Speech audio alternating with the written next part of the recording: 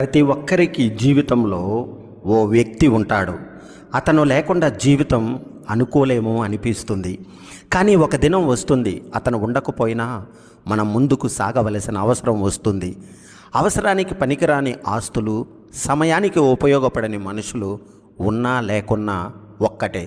అవసరం ఉన్నంత వరకే మర్యాదలు, ఎదురు ప్రశ్నలు వేయనంత వరకే గౌరవాలు, అవసరం తీరిపోయాక అవమానాలు, అవహేళనలు, ఎదురు ప్రశ్నలు వేస్తే మన గుండెకే ఎదురు దెబ్బలు. ఇదే ఇప్పటి మనుషుల తీరు. మన చుట్టూ ఉన్నవారు చాలా వరకు మనతో ఏదో ఒక అవసరం ఉన్నంత వరకే విలువనిస్తారు. లేని వినయాన్ని, ప్రేమను నటిస్తారు.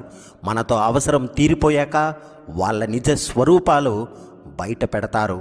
నీ అవసరం నా జీవితం అంతా అనిపించేది, ప్రతి సందేహం నీతో చెప్పాలి అనిపించేది, ప్రతి సంతోషం నీతో పంచుకోవాలి అనిపించేది.